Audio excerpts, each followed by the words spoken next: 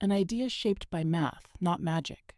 By pixels, not pencils. It didn't start in Hollywood. It started in labs and server rooms, with engineers, physicists, code. And at the center of it all was a man named Ed Catmull. Ed wasn't a filmmaker. He wasn't even trying to be one.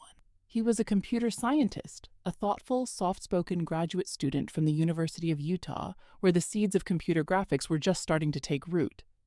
Could a computer ever tell a story? It seemed impossible at the time. In the early 1970s, computers were industrial machines, cold, clunky, full of whirring tapes and blinking lights. Their screens could barely render a curve, let alone a character. But Ed had seen something others hadn't. He saw the shape of something human, hidden beneath all that data. He believed animation and computing weren't opposites. They were destined for each other. So he got to work. The first breakthroughs didn't look like Pixar. They looked like spinning hands, shiny teapots, simple models made of lines and surfaces, animated not by artists but by equations. In 1972, Ed and his team produced a short film called A Computer-Animated Haze. It lasted less than a minute, but it changed everything. Because for the first time in history, a computer wasn't crunching numbers, it was performing. By 1975, Ed had joined the New York Institute of Technology, where a visionary freedom and a team of scientists willing to bet on the impossible. Ed gathered them. Tom Porter, Lauren Carpenter, names that would later be etched into digital animation history. Together, they built tools that didn't exist. They wrote software from scratch, invented shaders, explored digital lighting and texture.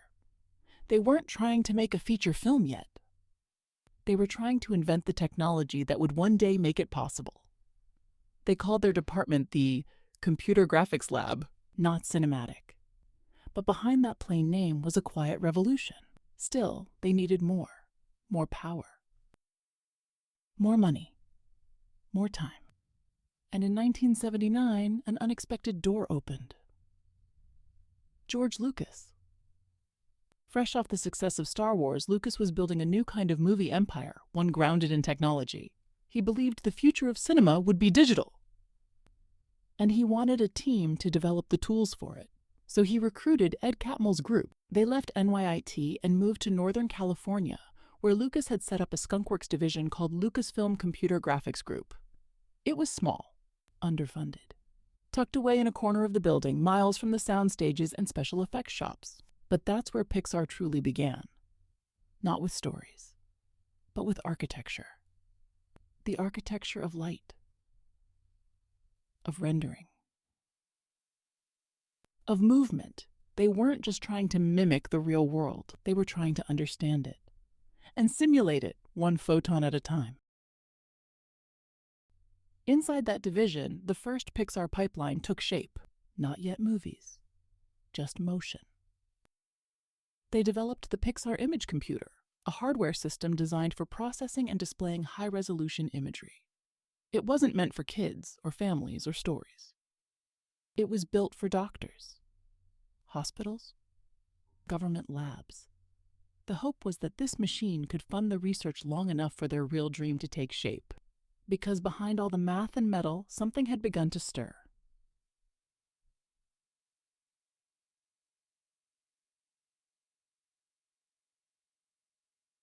A sensibility, a desire to create emotion from something synthetic. That emotion came to life in 1986 through a short film called Luxo Jr., directed by John Lasseter, a former Disney animator who had joined the team after being fired for pushing computers too far too fast. The short featured 2 desk lamps. One large, one small, no dialogue, no faces, just movement. The story was simple. A childlike lamp plays with a ball while a parent lamp watches. It hops, it stumbles, it learns. It lasts just 2 minutes.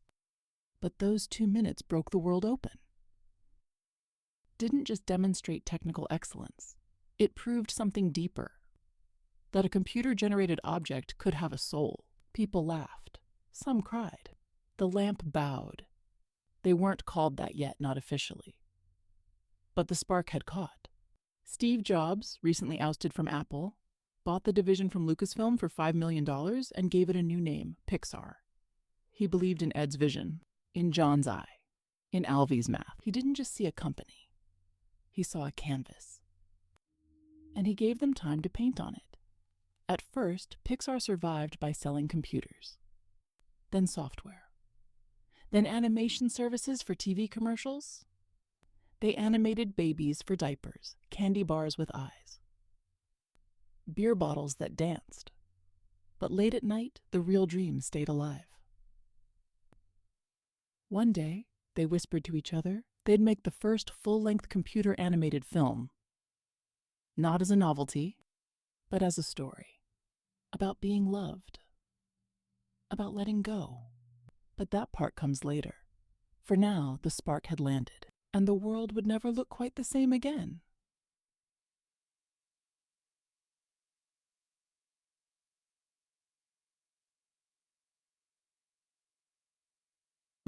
For years, Pixar had been a company with no product. They had the team, the tools, the talent, but not the thing people would remember.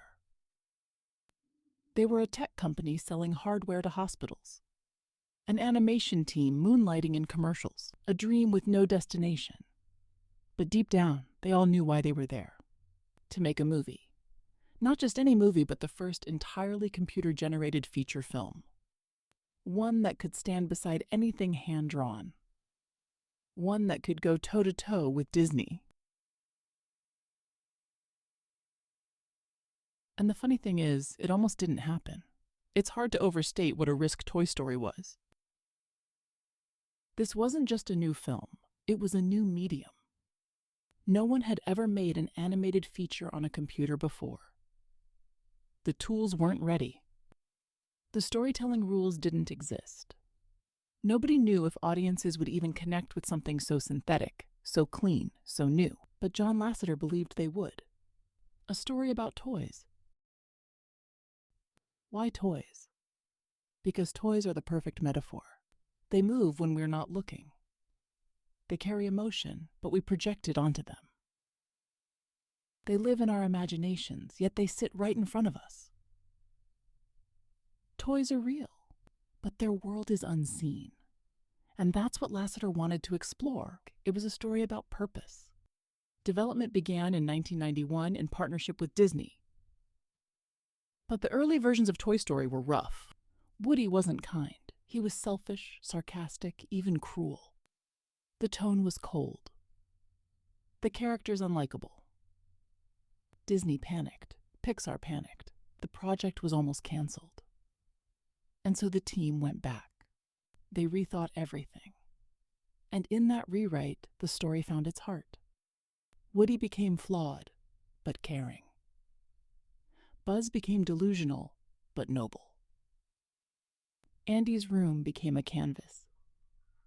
The story became a dance between fear and loyalty, insecurity and growth, one toy afraid of losing his place, another desperate to prove he belonged. Pixar wasn't trying to entertain kids. They were trying to tell the truth through fiction. Animating the film was another mountain entirely. Every movement had to be defined. Every frame built from scratch. Lighting didn't behave naturally yet. Textures took days to render. Shadows had to be invented. Facial expressions required entire subsystems just to approximate emotion. But brick by brick, frame by frame, they did it. The animation wasn't fluid like Disney. It was blocky, geometric. But that fit. When Toy Story premiered in November 1995, nobody knew what to feel. And then something shifted. Woody spoke. Buzz fell with style. And children laughed, parents leaned in. By the end, grown adults were wiping tears from their cheeks as a cowboy and a spaceman soared together over a neighborhood sky. The film was a triumph. Critically.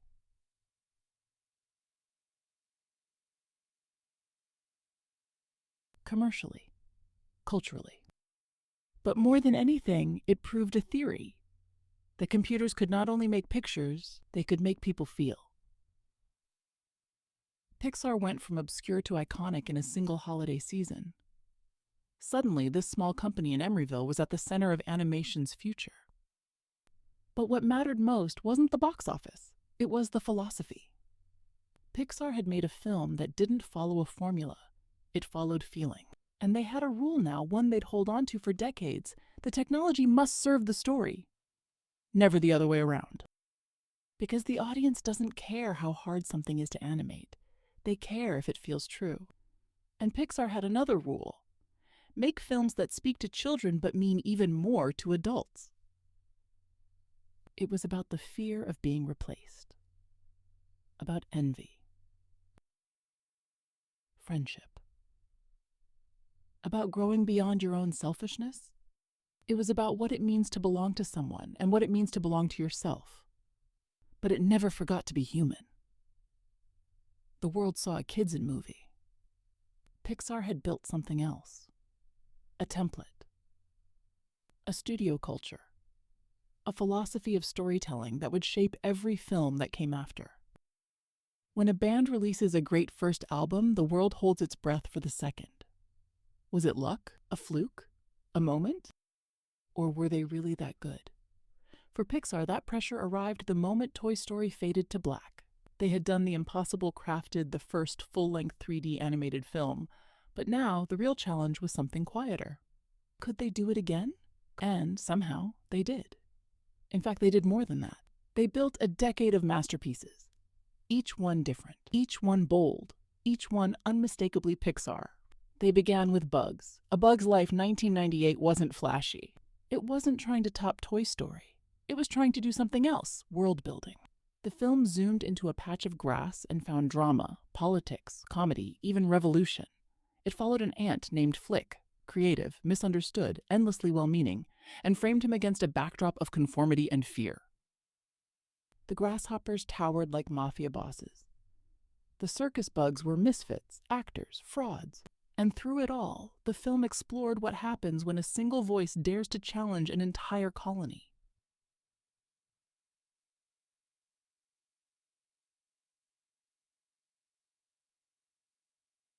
But it was honest. Visually, it pushed new limits, more characters, more complexity, entire landscapes teeming with motion. And narratively, it asked the question Pixar would keep asking for years. What does it mean to be different in a world that wants you to stay the same? Then came Monsters, Inc., 2001.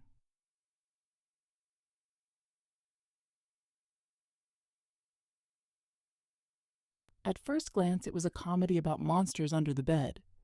Mike and Sully were workers, punching clocks, chasing quotas, trapped in a broken system that fed off children's fear. But when Sully discovers a little girl named Boo, something breaks open inside him. Innocent, open. And in a quiet, revolutionary moment, Pixar flips the world. What if monsters weren't meant to scare kids? The genius of Monsters, Inc. isn't in its world design, though that's brilliant. It's in the emotional pivot. The way Sully transforms, not because he has to, but because he wants to. Because caring for someone changes who you are. The shift from spectacle to soul. A leap into the ocean. Finding Nemo 2003 wasn't just a technical triumph, it was a storytelling masterclass. From the first scene, soft coral, early morning light, and a sudden burst of violence, Pixar reminded us that animation could feel real. Marlin's journey to find his son isn't a mission. Overprotection. Parental guilt. He doesn't just need to save Nemo, he needs to let go. And through the wide blue world of sharks, turtles, pelicans, and dentists, Pixar tells a story that is somehow both global and deeply, intimately human. In yourself, in others, in the process of letting someone grow. It was a film for children, and their parents too. Pixar was growing bolder with each story, more confident, more complex. So in 2004, they took their biggest risk yet. They made a film about a family of superheroes and made it completely about family. It was stylish, fast, funny. but it was also honest, achingly so. His wife, Helen, was tired, juggling invisibility in more ways than one. Their kids were gifted, but unsure of themselves. It was a superhero film, yes, but it was also a marriage story, a parenting story, a meditation on identity, on the pain of growing older and the struggle to keep something sacred alive. But beneath it all, he told the truth. Being special isn't what makes you incredible. Loving each other is. Each of these films built on the last, but not in style, in philosophy. Pixar wasn't chasing trends. They weren't duplicating success. They were chasing questions. Can a monster be a parent? Can a fish teach you to let go? Can a superhero admit he's broken? These were not typical animated plots. These were stories grown-ups wrestled with, but written in a language a child could understand. And that's what made them revolutionary. Behind the scenes, Pixar's process was evolving too. They'd created the Brain Trust, a team of directors and story leads who reviewed every film in development. No one pulled rank. Everyone gave feedback. Brutal, honest, constructive feedback. Because the goal wasn't to protect egos, it was to protect the story. That's why these films worked. They were relentlessly reworked, rewritten, reshaped, until they clicked, like a brick finding its place. This wasn't just a hot streak. It was a worldview. That storytelling is craftsmanship. That emotion is earned. That structure matters, but not as much as feeling. And that animation isn't a genre. It's a tool for telling the most human stories in the least expected way.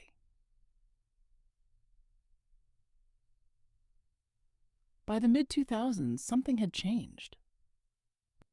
Pixar wasn't proving themselves anymore.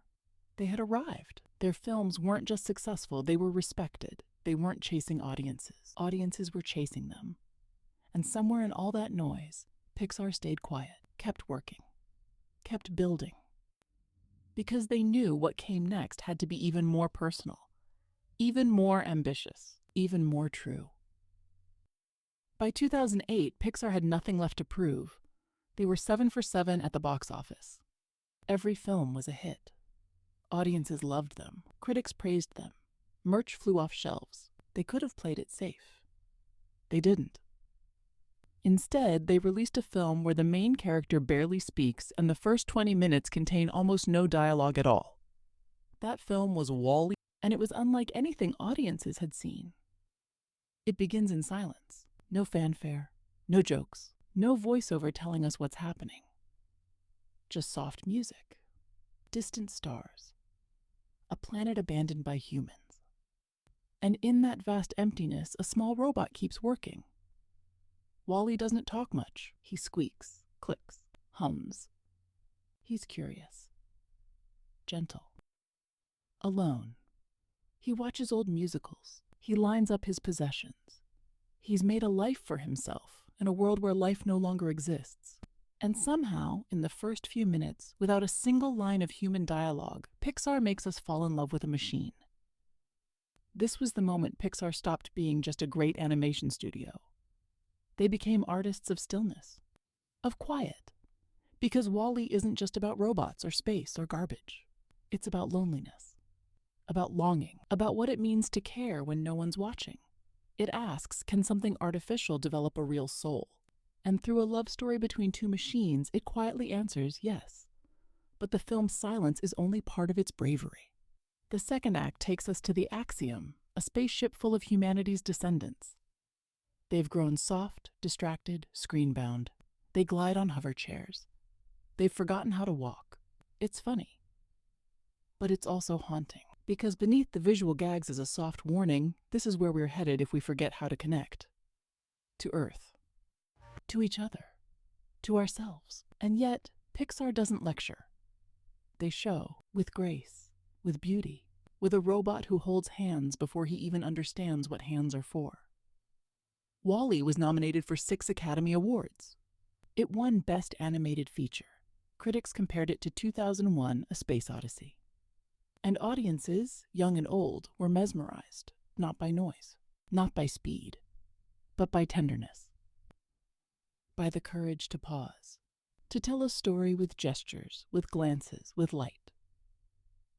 That same courage pulsed through Pixar's next release, Up. If WALL-E was about the future, Up was about the past. It's a film about aging, adventure. But it begins with a love story. And that love story changed cinema. The first 10 minutes of Up are silent, almost wordless. But they're emotionally shattering. We see Carl and Ellie as children. Then as newlyweds, we see them save for a dream. Watch that dream slip away. We see them grow old together and then not together. By the time Ellie is gone, not a single line has been spoken between them. But we know them, we know their love, and we feel Carl's loss as if it were our own. Executives probably worried it was too slow, too sad, too real. But Pixar kept it, because they understood something that most studios forget. Kids aren't afraid of sadness. They're afraid of being talked down to. And so Up becomes Carl's story, a widower with a fading house and a faded dream, until a boy named Russell knocks on his door. And the story shifts not just toward adventure, but toward healing. The house floats away, but the emotional weight keeps it grounded. Every joke, every dog with a talking collar. By the end of the film, when Carl lets go of his house, his past, it doesn't feel like a loss. It feels like flight, like acceptance, like a soft exhale. It's about moving forward, even when the people we love are no longer beside us, especially then. With WALL-E and Up, Pixar proved that animation wasn't bound by genre or even dialogue, that you could tell mature, aching, deeply human stories with robots, with balloons, with silence, with light. Behind the scenes, Pixar's culture was maturing too. They weren't rushing ideas to market. They were letting them breathe. Story artists spent months exploring character arcs. Scenes were boarded, screened, and reworked again and again. A scene wasn't done until it made someone in the room cry, not because it was sad. By 2010, Pixar had cemented something no other studio had quite achieved. They weren't chasing hits. They were building meaning, and audiences could feel it. You didn't walk out of a Pixar film quoting one-liners. You walked out feeling like something had shifted inside you, something small, but important. Because sometimes the most powerful storytelling isn't loud. It's quiet. A robot cleaning a forgotten world. A man floating toward the life he thought he had missed. A moment with no words that still says everything. If the early years of Pixar were about testing boundaries, technical, narrative, emotional, then this chapter was about something harder. Instead of exploring toys or monsters or even space, Pixar began to explore the most complicated terrain of all, the human mind. In 2015, they released Inside Out. It looked like a children's movie about colorful emotions. It wasn't.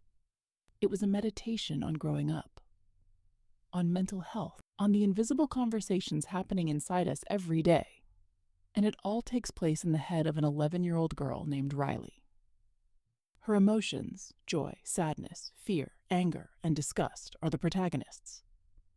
They guide her from a control panel inside her mind as she faces the growing pains of moving to a new city. But the brilliance of Inside Out wasn't in its premise. It was in its honesty. Riley isn't extraordinary. She's just a kid, trying to be okay. And Pixar doesn't give us a dramatic climax or a sudden moment of triumph. They give us something harder to write. An emotional unraveling. Joy, for all her brightness, loses control. Sadness is pushed aside. Riley begins to explode. It just stops feeling like home. There's no musical swell, no dramatic lighting, just tears. Real, quiet, aching tears. And what does Joy realize? That sadness isn't the enemy. A bridge between pain and comfort. Inside Out teaches what most adults still struggle to learn, even the ones we try to hide.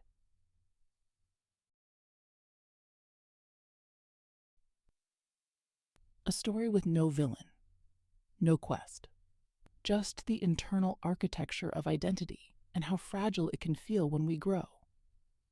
And still, Pixar didn't stop there.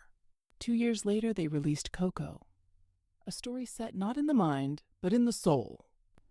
Where Inside Out explored how we feel, Coco asked something deeper. What does it mean to be remembered? What happens when we're forgotten? The film follows Miguel, a boy in love with music born into a family that forbids it. On the night of Dia de los Muertos, Miguel crosses into the land of the dead, a glowing afterlife of color and light, where the spirits of loved ones live as long as someone in the living world still remembers them. The idea is simple. The execution is extraordinary. Because Coco isn't just about family tradition. It's about legacy. About memory. About how love endures even when names begin to fade. Pixar had touched on death before, in Up, in Finding Nemo, even in Toy Story 3. But Coco was different. It lingered. It celebrated life while gently holding space for its end. And in its most powerful moment, Miguel sings to his great-grandmother Coco. He sings a song her father wrote for her decades earlier, a song she's almost forgotten. And as the notes carry through the room, something inside her wakes up. A memory returns. And with it, a man long gone is remembered again. The emotion doesn't come from the animation, or even the music. It comes from something deeper, recognition. The moment we realize we've kept someone alive by remembering their love. Coco doesn't shy away from sadness, but it doesn't dwell in it either. It teaches that grief and joy are neighbors, that remembering someone isn't about mourning what's gone. It's about honoring what remains. For Pixar, this was a landmark. A film deeply rooted in Mexican tradition, told with care and cultural consultation, presented to a global audience with universal heart. Because every family in every corner of the world has its own version of a photo on the mantle. A name passed down. A story half remembered. And Pixar once again found a way to tell that story through music, light, and love. By this point, they had mastered something no other studio had: emotional layering. A Pixar film doesn't just follow a plot. It echoes. Moments mean more later. Lines come back in new colors. Themes deepen across viewings. They weren't just making films. They were building emotional memory structures. Stories that don't fade the moment you walk out of the theater. Stories that stay. Because they weren't about fantasy. They were about truth. And in doing so, Pixar became something more than just a successful studio. They became a mirror. For the parts of us we rarely talk about. Fear. Longing. Regret. And always, always love. By 2020, Pixar had grown up. The studio that once asked, "What if toys had feelings?" was now asking something quieter, more vulnerable. What does it mean to live a meaningful life? What happens when we disappoint ourselves? What if we don't have a grand destiny, but just small, beautiful moments? That was the question behind Soul. It wasn't a film built for merchandising or sequels. It wasn't easily summarized for a poster. It was quiet, jazz-filled, philosophical, and somehow it worked. It was a question mark, a spiritual pause. The film follows Joe Gardner, a middle school band teacher who dreams of becoming a famous jazz musician. And just as his big break finally arrives, he dies. Almost. What follows isn't a traditional afterlife narrative. It's an abstract exploration of the before and after, a place called the Great Before, where souls are prepped before life begins. It's surreal. Bold. Full of smoky blues and pastels. But its emotional core is grounded. Because Joe's journey isn't about escaping death. It's about understanding life. That he forgets how to live in the in-between. The moments that aren't career-defining. The conversations, the smells, the sunlight through a tree. Soul doesn't tell us that passion is meaningless. It tells us that presence matters more. For Pixar, this was a turning point. Not because it was their most adult film, but because it didn't try to be a children's film. It was a story that trusted kids and adults to meet it halfway. And that trust defined Pixar's entire approach to the 2020s. Turning Red, released in 2022, continued this trajectory of trust. The story of a 13-year-old Chinese-Canadian girl who turns into a giant red panda whenever she's overwhelmed wasn't subtle. And that was the point. This was Pixar's first film directed solely by a woman. Domi Shi brought her own childhood into the frame, Toronto in the early 2000s. Boy band posters, awkward friendships, overbearing moms, bubbling identity. And for some audiences, it was jarring. Too specific, too loud, too much. But for others, especially those who had never seen themselves in a Pixar film, it was everything. May's panda transformation was a metaphor, of course, for puberty, emotion, womanhood, cultural clash. But it was also literal. It was messy. Physical, not tucked away in metaphorical realms. This was Pixar pushing itself to be less clean, less mythic, more grounded, more real.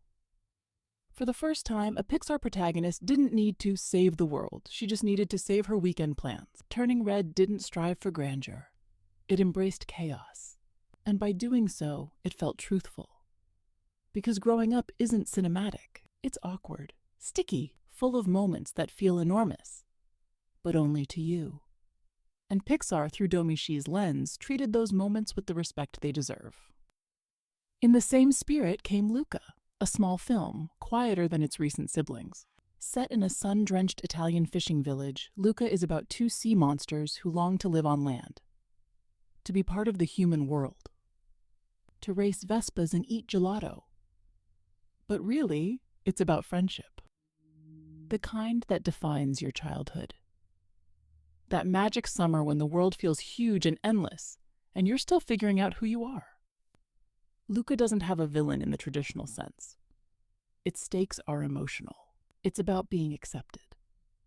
About hiding who you are, and slowly, bravely deciding to stop hiding. Visually, the film broke from Pixar's typical realism. It embraced rounder forms, exaggerated expressions, hand-painted textures. It felt like a watercolor memory, a daydream of youth. With Luca, and that honesty resonated. These films, Soul, Turning Red, Luca, marked a shift in Pixar's voice. They weren't about universal fantasies anymore. They were about personal truths, rooted in individual perspective, culturally specific, messy, mature. Not because the subject matter was darker, but because it trusted audiences to find meaning in the small things, in misunderstandings, in longing, in simply sitting still. And when we look back at this era of Pixar, we might not remember the box office numbers. We might not even remember every character's name, but we'll remember how it felt. To see something personal. To feel seen in return. Before there were toys or monsters or fish, there was a lamp. Luxo Jr., a 2-minute short film released in 1986, was the moment Pixar truly began. 2 desk lamps, a rubber ball, no words, just light, motion, and feeling. That short-changed animation forever. And Pixar never forgot that. Because while feature films built the legacy, it's often the shorts where Pixar reveals its soul. The playground. The poetry between the paragraphs.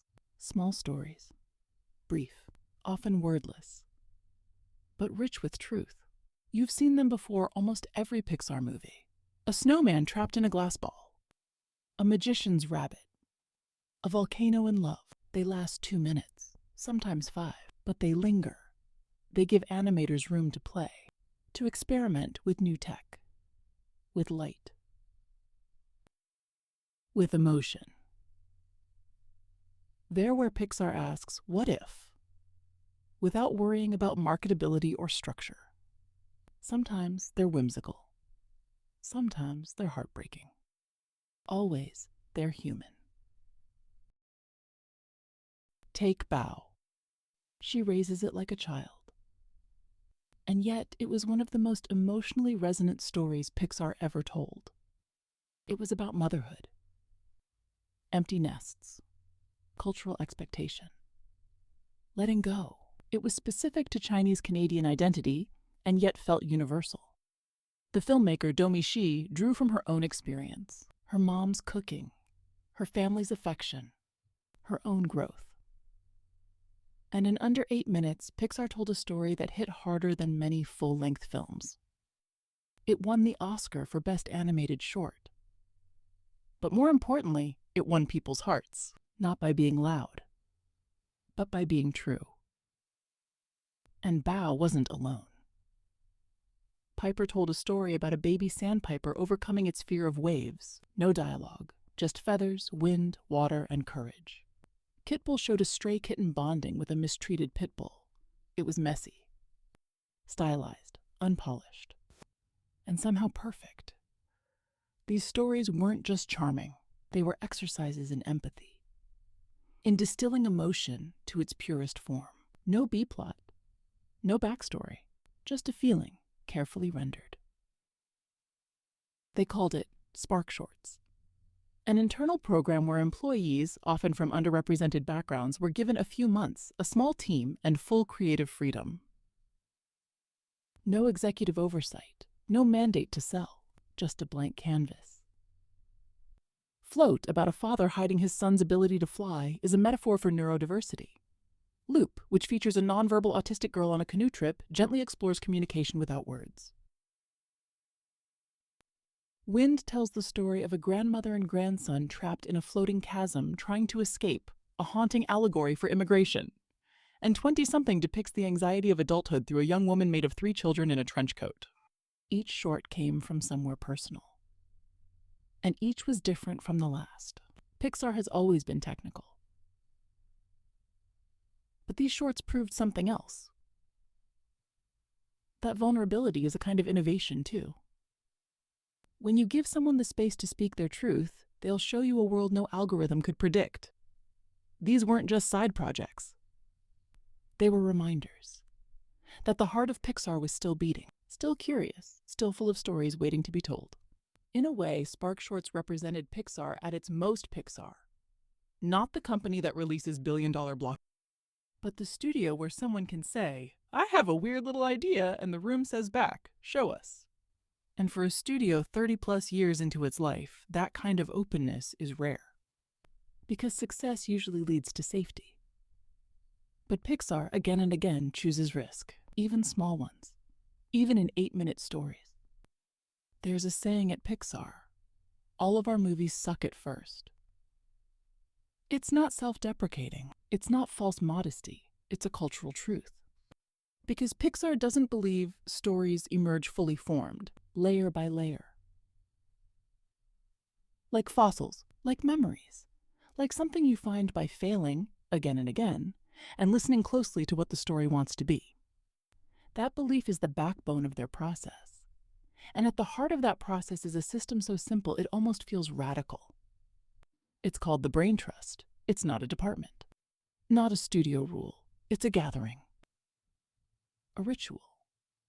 A promise. That no idea, no matter how broken, will be left alone. The brain trust is made up of directors, writers, story artists, people who know the struggle of building a film from nothing. They meet during the earliest stages of a project, usually when the film still feels like a mess. Motivation's unclear. Scenes aren't working. And then they tell the truth. They don't sugarcoat. They don't protect egos. They speak with compassion, but without fear. Because the goal isn't to make each other feel good. The goal is to make the story feel true. They've all made scenes that didn't work. They've all had to kill ideas they loved. So when they critique each other's work, it's not from above, it's from beside. And that's everything. Because most creative spaces are full of hierarchy. Executives in suits, creative notes filtered through politics. But Pixar built the brain trust to be horizontal. No one's in charge. No one gives orders. Instead, they ask questions. Why does this feel off? What are we really trying to say? What does the character need, not what the plot needs?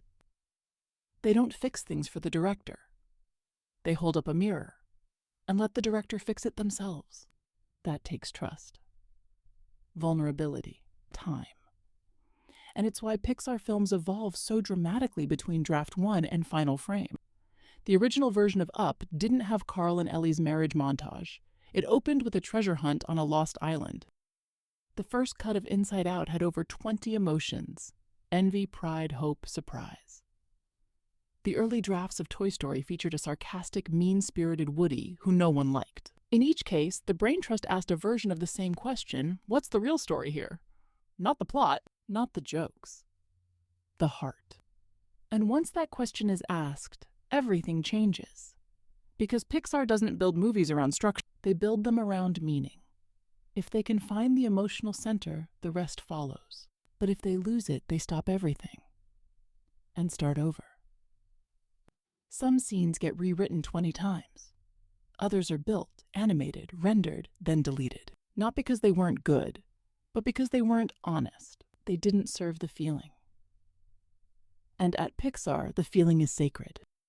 Behind every decision, there's this quiet mantra: make me care, not make me laugh, not make me excited, make me feel something real. That doesn't mean Pixar avoids spectacle, but it means the spectacle always supports the soul. A floating house means nothing unless you understand why it needs to float. A rat cooking means nothing unless he's trying to be seen. A robot saving a plant means nothing unless he's in love. The Brain Trust protects this truth with everything it has. And they do it gently, but with steel. It's about humility. It takes guts to show a broken story. It takes grace to receive feedback on it. And it takes years of rewrites, dead ends, breakthroughs, and despair to shape something invisible into something unforgettable. This is what most audiences never see. The version of Finding Nemo where Marlin had hundreds of surviving children. The early Ratatouille drafts where Remy talked to a ghost chef in a wine bottle. The original Brave told from an entirely different mother-daughter dynamic. They weren't wrong. They just weren't finished. Because stories aren't built. They're revealed. And the Brain Trust exists to help them emerge, even if it takes years, even if the solution isn't clear yet, even if the film misses its deadline. Pixar believes a story is worth waiting for. That's why you feel it. That's why you remember it. Because by the time it reaches you, it's been examined, held, challenged, loved. It's been told 100 different ways, and finally, it's been told right. Something shifted in the 2020s. It wasn't just about storytelling, or artistry, or ambition. It was about the screen, the one in your hand. Streaming changed everything. For audiences, it was convenience. For studios, it was control. And for Pixar, it was a crossroads. Because Pixar didn't grow up in the streaming age. It was built for theaters, for shared silence in dark rooms, for the hush before the credits rolled and the low echo of someone sniffing in the seat beside you. But now, that model was fading. Disney had launched Disney Plus, its own platform, and Pixar was folded into it, not as a crown jewel, but as content. That word, content, flattened things. It didn't care about story structure or emotional arcs. It cared about engagement, retention, click-through. And Pixar wasn't sure how it fit into that. They didn't chase trends, or optimize runtimes, or rely on familiarity. They crafted. But streaming was faster, hungrier, always watching. It started with good intentions. When Soul was released in 2020, theaters were closed. The pandemic made streaming a necessity. So Disney sent the film straight to Disney Plus. Free, no added fee, no theatrical run. Just a quiet release on Christmas Day. Critics praised it. Audiences loved it. No box office, no premiere, no celebration. Just a film appearing in your queue like any other algorithmic suggestion. It wasn't just Pixar's first direct-to-streaming release. It was a signal. That Pixar, once the future of animation, was now being treated like filler. After Soul came Luca. Then Turning Red. All three skipped theaters. All three were lovingly made, deeply personal, and visually stunning. And all three were released with minimal marketing and little fanfare. Inside Pixar, morale wavered, because to pour 5 years of heart and craft into a story, and then watch it get buried between Marvel spin-offs and Disney sing-alongs, felt like something deeper than a business decision. It felt like being silenced, like being demoted. And fans noticed too. These weren't minor projects.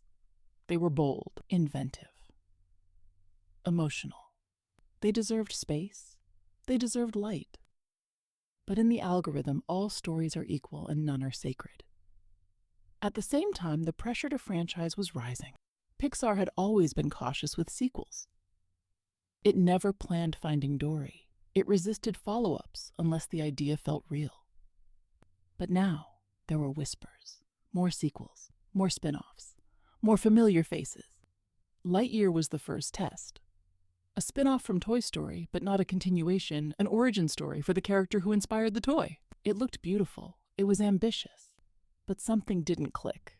Audiences were confused. Was this buzz? Was this for kids? Why did it feel colder than the others? The answer was subtle. It wasn't about quality. It was about purpose. Lightyear wasn't born from necessity. It was born from the brand. It wasn't trying to say something new. It was trying to extend something old. And Pixar had never done that before. Toy Story 3 is a masterpiece. Finding Dory has moments of aching beauty. Incredibles 2 delivers powerful truths about parenting and invisibility. But each of those sequels came from within, from a question, not a strategy. And Pixar was beginning to feel the tension. Between risk and reliability. Between storytelling and scheduling. At the same time, Disney Plus was changing the way Pixar stories were experienced. No more opening shorts before a movie. No more lines at midnight. No more tearful goodbyes in a theater filled with strangers. Now it was couch, play, phone, distraction. For kids, it was normal. For Pixar, it was disorienting. Because these films weren't made for passive watching. They were made to be watched, to be felt, to live in your chest.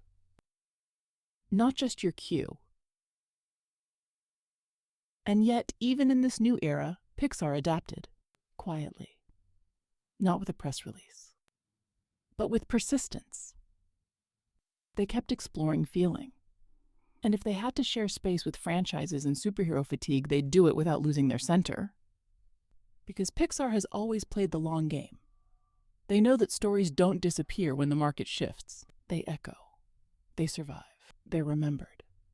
Streaming may have altered the platform, but it hasn't erased the heartbeat. There's a unique kind of pressure that comes from competing with yourself. It's a studio with a legacy. And every new film doesn't just stand on its own. It stands beside Up. Beside Wall-E. Beside the moment Woody turned to Buzz and said, "You've got a friend in me." So when Pixar returns to its older stories, the question isn't just, will it be good? It's, will it justify itself? Familiar faces. Proven appeal. But Pixar was never built to comfort. It was built to discover. That's what made the early years so electric. Each film felt like stepping into a world you'd never seen, built on a feeling you hadn't fully named yet. A rat in a kitchen. A lonely robot in love. An old man in a flying house. Those weren't IPs. They were risks. They were gifts.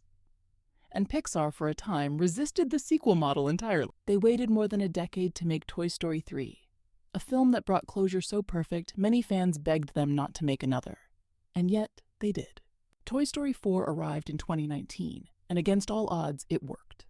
Not because it extended the story, but because it transformed it. It was about autonomy. About purpose after your story has supposedly ended. Woody had always belonged to someone. Now he had to ask if he could belong to himself. And in the end, he chooses freedom. It was a risky note to end on. Quiet, bittersweet. Not triumphant, but earned. And for many, Toy Story 4 proved that sequels could still reveal something new. But not all sequels do. It was polished, loud, fast. But it lacked the quiet heart that had made the original Cars resonate with kids and unexpectedly their parents. It added spies, and in doing so, it lost something. The sense of scale, the longing for home and the beauty of going slow. Pixar learned from that just because a story can continue doesn't mean it should, that characters we love deserve endings that matter, not just reruns of their greatest hits. Still, the pressure never disappeared. Success breeds repetition. And with franchises like Cars, Finding Nemo, Incredibles, Toy Story, the temptation to return was always there. Some returns felt earned. Finding Dory was thoughtful, emotionally grounded, a story about disability, memory, and how even those who feel lost can still lead. Incredibles 2 explored domestic imbalance and power dynamics with a sly contemporary edge. Others felt less essential. They entertained. But they didn't transform. And in those moments, Pixar faced its most difficult opponent. Not DreamWorks, not Disney, not streaming, but itself. Because when your past work shaped an entire medium, anything new must carry the weight of everything that came before. Original stories now have to fight for attention. Onward, a heartfelt brotherhood quest steeped in personal grief, came and went quietly. Luca told a sweet, gentle, coming-of-age tale that didn't scream for attention and was overlooked by many because of it. These films weren't failures, they were honest. But they arrived into a world that asked, where's Woody? Where's Sully? Where's the brand? And for Pixar, that's a tension they're still wrestling with. How do you honor your past without being trapped by it? The answer isn't clear.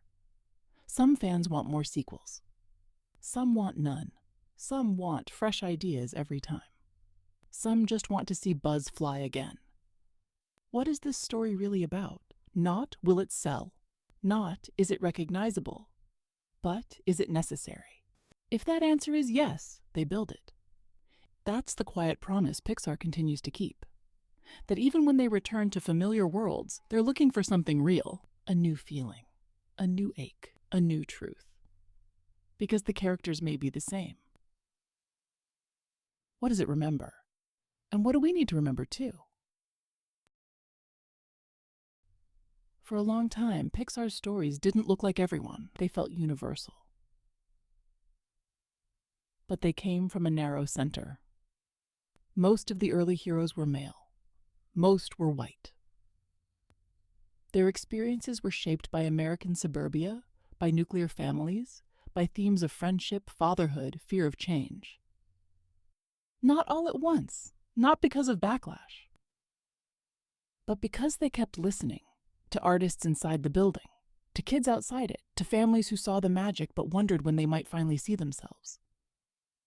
In Brave to 2012, Pixar's first female protagonist, Merida, arrived not in romance but in rebellion. She didn't want to be saved. She wanted to be heard. It was a start. But Brave was complicated behind the scenes, creative conflicts, changing directors, cultural expectations clashing with commercial ones. Still, it opened a door, and Pixar slowly stepped through. Then came Coco, a film that could have been a surface-level celebration of Dia de los Muertos. They hired cultural consultants, conducted research trips, embedded themselves in the traditions they hoped to portray.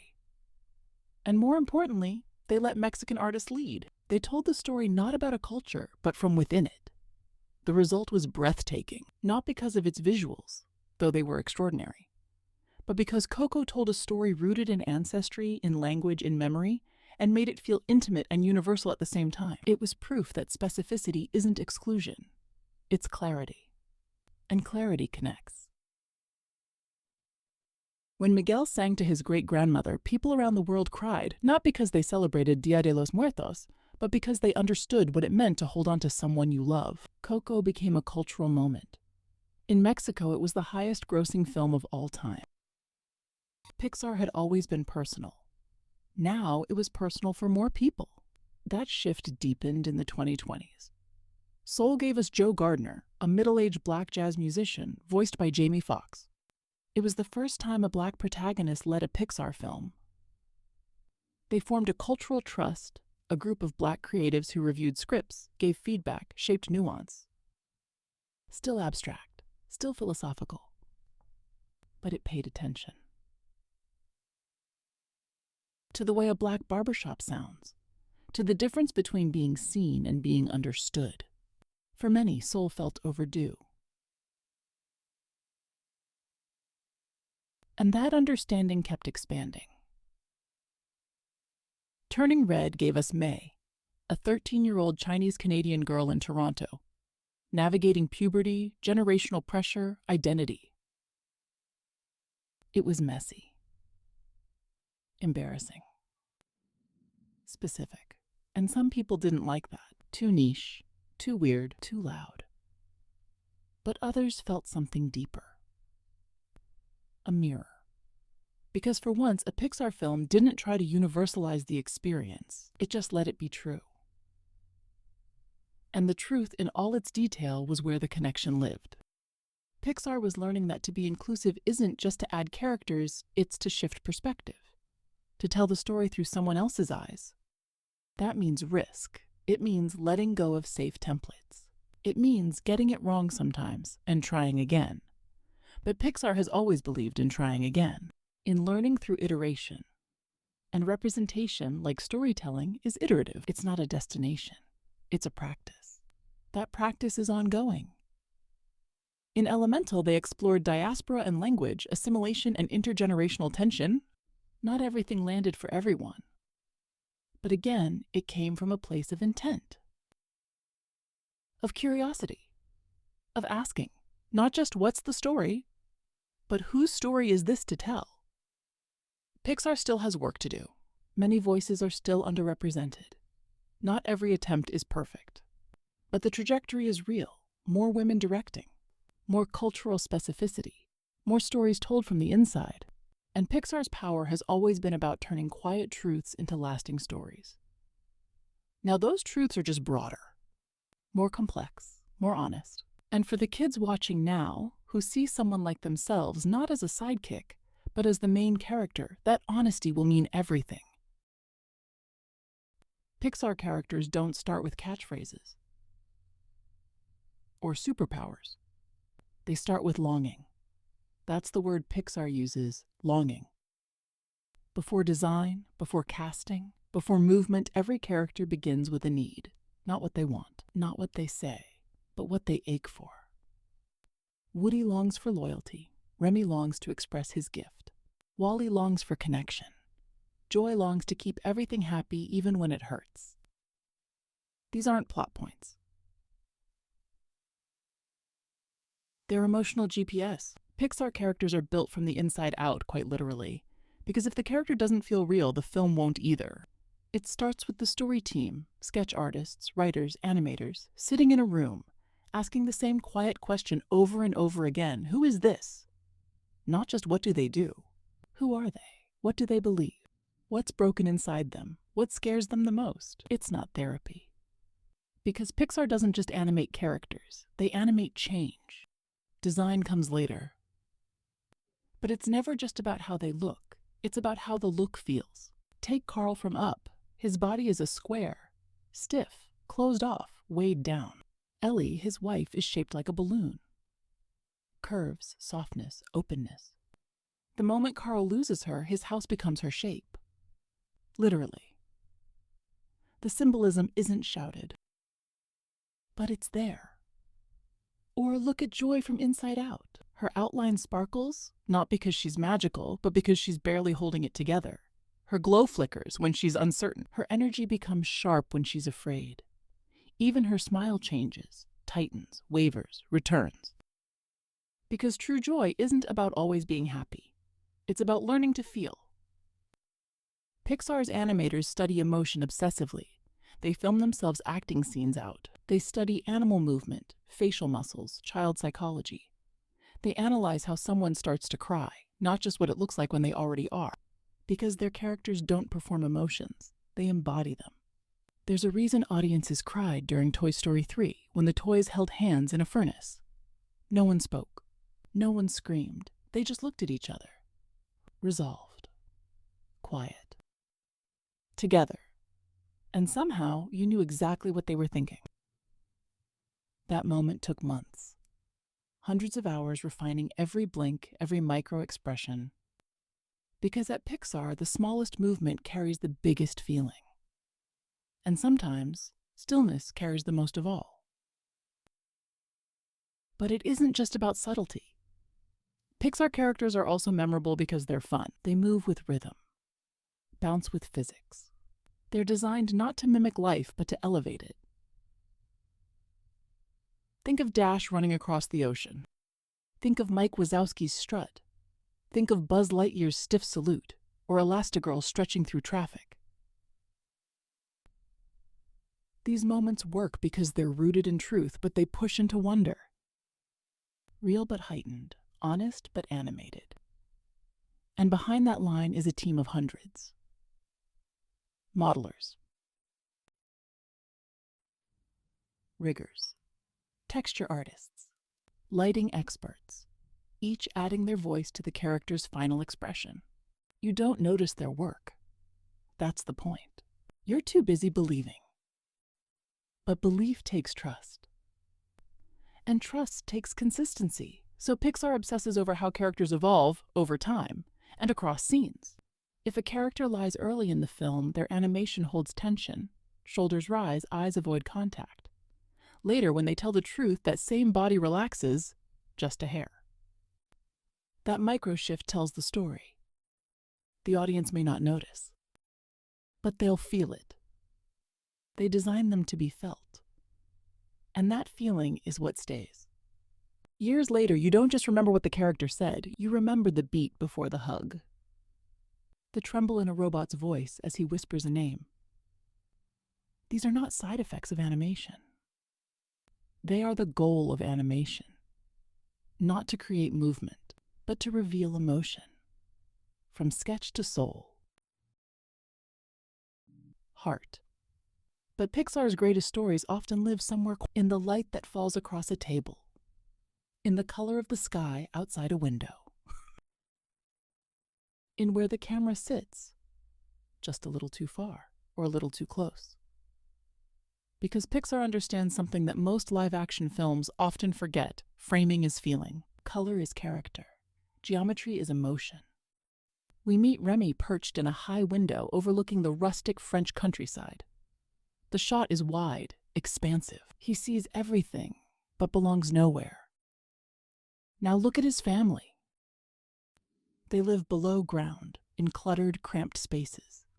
They're surrounded by gray, by walls. He dreams of flavor. They dream of survival. When Remy is among them, he's boxed in. When he's alone, he soars. The message is clear, without a word. Now think of Up. The opening montage, the one people still cry about. It's not just the music or the silence. It's how the camera never cuts too quickly. It holds. When Carl and Ellie get their first house, the camera floats slightly. It stays. Because in grief, the world keeps going, but you don't move. That visual stillness is what makes it ache. And when Ellie's chair sits empty, it doesn't fade out, it lingers. Until we feel the shape of her absence. That's framing as storytelling. In Finding Nemo, the ocean isn't just blue, it's mood. Bright and playful when Nemo is exploring. Murky and green when Marlin is lost. When Dory forgets something, the colors fade a little. When she remembers, they warm up. In Coco, the land of the dead is more vivid than the world of the living. Why? Because it's full of memory. Of music, of meaning. Even in death, the love glows. That's color language. And Pixar speaks it fluently. They build emotional arcs into their palettes. Each emotion has a hue. Yellow memories become tinged with blue. And when she begins to cry, and finally tells the truth, joy holds a memory that is no longer one thing. It's both, happy and sad, bittersweet. And that's the most powerful color in Pixar's entire toolbox. Not red, not gold, but in between. The feeling that doesn't fit in a box, it happens in light, too. The sunset in Toy Story 3 when Andy drives away. The way fire reflects on Ember's face in Elemental, revealing anger, fear, love. Light isn't just visual. It's emotional code. Soft light means openness. Harsh light means confrontation. And then there's geometry. Pixar characters are built on shapes, but so are their worlds. Carl in Up is a square, solid, closed. His house is a cube. His chairs are cubes. Even the mailbox is a rectangle. Ellie, in contrast, is made of circles. Their house is a mix until she's gone. Then it's just a box he carries. In Monsters, Inc., Sully is huge and round, inviting, huggable. In The Incredibles, Dash moves in arcs and loops. Violet uses spirals. Bob is bulk, straight lines. Helen is fluid. Their personalities are mapped into motion. Their emotional states are built into how they occupy space. Even crowd scenes follow this logic. In Turning Red, May's school hallways are sharp and oppressive, full of geometry and eyes. But in the Panda realm, everything is curved, soft, organic. The same character. Because at Pixar, every frame asks, how should this moment feel? That's the secret. They're not animating action. They're animating emotion. And emotion lives in shape, in color, in stillness. It lives in the pause before the hug, the shadow on the wall, the glint of a teardrop that never quite falls. These are the details most viewers don't consciously notice. But they're why the stories stay. Because Pixar doesn't just tell stories. They show you how the story feels to the character. They don't just say she's scared. They show you a hallway that shrinks. They don't say he's free. They show you a sky with no horizon. This isn't decoration, it's direction. And it's why, even when a Pixar story is simple, it feels deep. Because every visual is loaded with feeling.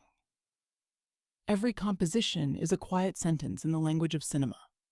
Pixar doesn't just make movies. They make people feel things they weren't expecting to feel. And not in a manipulative way. Not with swelling music or cheap sentiment. They feel earned, subtle, quietly devastating. A cowboy who's no longer needed. A dad who's afraid to let his son swim away. A house floating toward a waterfall of memory. But Pixar makes space for them. And then, somehow, makes them safe. What's remarkable isn't just that the films evoke emotion. Pixar films aren't just entertaining. They're emotional rehearsals. They show kids how to recognize what they're feeling. And they remind adults of feelings they've learned to ignore. In Inside Out, Joy spends most of the film trying to control everything. To keep Riley happy, to keep sadness out of the way. It's only when she lets sadness take over that healing begins. It's not a plot twist, it's a truth. Grief isn't something to avoid, it's something to move through. The fact that millions of children watched that scene and understood it is the clearest sign that Pixar is doing more than storytelling. They're modeling emotional intelligence. Finding Nemo teaches us that fear doesn't make you weak, it makes you human. And bravery isn't the absence of fear. It's swimming anyway. Up teaches us that the people we love don't leave us when they're gone. Their love becomes part of the journey. And it's okay to keep going. Toy Story 3 doesn't just ask what it's like to be abandoned. It asks what it means to accept change, to let go with grace. Each story becomes a small lesson in how to be a person, how to feel loss without collapsing, how to forgive someone who hurt you, how to admit when you're wrong, how to grow. And somehow, it never feels like a lecture. They never talk down to kids. They never oversimplify feelings. They let complexity stay. They let joy and grief share the same space. Like in Coco, when Miguel sings Remember Me, it's not just a song, it's a goodbye. It's an apology. It's a memory coming back to life. Or Soul, when Joe finally realizes his spark isn't a job, it's living. It's watching a leaf fall. It's listening to a song without thinking about whether it's perfect. Pixar says things that most adults struggle to articulate. You are enough. Let go. You're not behind. The people you've lost are still part of your story. Love doesn't need words. Sometimes it's just a glance, a note, a shared laugh, a quiet choice to stay. These aren't kids' lessons. They're life lessons. And Pixar knows it. They don't dress up their messages in flashy monologues. They let them unfold in gestures. A father letting his daughter drive the van. A monster opening a closet door, gently. A mother watching her child walk away, not stopping them. Pixar trusts that feeling carries more weight than explanation. That a small moment can be the whole story. And because of that, their films don't age. They grow with you. When you're 5, Inside Out is funny and colorful. When you're 15, it makes your throat tighten. When you're 30, it makes you want to call your parents. And when you're older still, you may see yourself in Joy. Or in Riley, caught between wanting to be happy and needing to fall apart. Pixar's greatest gift isn't just emotional storytelling. It's emotional permission. Permission to feel things you've hidden. Permission to cry over a robot. Permission to look at your own life and say yes. That mattered. Even if it didn't last, even if it didn't end how I thought it would, it mattered. They teach this without telling. They just show it. A stuffed bear remembering a child who's grown. A rat closing his eyes to taste. A man reaching out for a child he can't save, but choosing to love anyway. Feeling isn't an obstacle in Pixar stories. It's the engine. It's what moves characters from selfishness to sacrifice, from control to surrender, from being stuck to becoming free. And through those stories, Pixar helps us move too, not just through plot, but through ourselves. We don't always remember the plots. We don't remember who won the race or who delivered the final line. We remember the feeling. A toy reaching for the hand of another in the dark. A girl sitting beside her parents, finally letting the tears fall. A memory, golden and blue, turning gently in someone's hand. That's what Pixar does best. It doesn't shout to be remembered. It stays quiet and lets you carry it with you. Not as trivia, not as nostalgia, but as something lived, something felt. These aren't just movies. They're emotional bookmarks. You watch Toy Story when you're a kid, and it's fun. Exciting. The adventure of play. You watch it again as an adult, and suddenly it's about loss, about identity, about watching the things you love change. Pixar doesn't change. You do. And the stories change with you. That's why they linger. They aren't built to age out of childhood. They're built to evolve with you, each scene bending into a new shape depending on what stage of life you're in. The hallway you once ran through becomes the one you now walk slowly down. The character who once made you laugh now makes you cry. The scene you skipped over when you were 12 is now the one you pause on. You've lived it. And that moment, whatever it is, finds you again, softer this time, more patient. That's the quiet miracle of a Pixar film. These stories aren't loud. They're steady. They're crafted with time, with care, with a level of emotional intention that most studios never reach for. They don't just entertain. They listen. They listen to what makes you scared, to what makes you feel small, to the questions you ask when you're not trying to be impressive. What if I'm forgotten? What if I never figure it out? What if I'm not enough? And Pixar's answer is never simple. But it's always kind. You're not alone. You're allowed to grow. You're allowed to change. You're allowed to love things that are gone. Pixar stories stay because they aren't interested in pretending life is clean. They lean into the mess, into the almosts, the maybes. They don't give you closure. They give you recognition. That nod in the middle of the film when you realize the character isn't someone else, they're you. They're afraid of what you're afraid of. They miss what you miss. And yet, they keep going. They love anyway. They forgive. They change. And so can you. That's what stays. Not the animation, though it's beautiful. Not the jokes, though they're brilliant. What stays is what's felt in the moments between the dialogue, in the pauses, in the spaces where the music fades and the emotion fills in. Pixar reminds us that good stories don't just tell us who the hero is. They help us find our own. Not with answers, but with something simpler. A feeling held gently, left behind like a red balloon floating upward into a painted sky. A whisper of a memory. A story that says, I was here. And you were too. Thank you for being here, for sitting with these stories, for breathing through the quiet, for remembering how it felt to feel something for real. If Pixar has taught us anything, it's that the smallest stories often carry the most truth. So wherever you are tonight, whatever story you're writing with your own life, know that it's worth telling. And someone, somewhere, will carry it with them, just like we've carried these.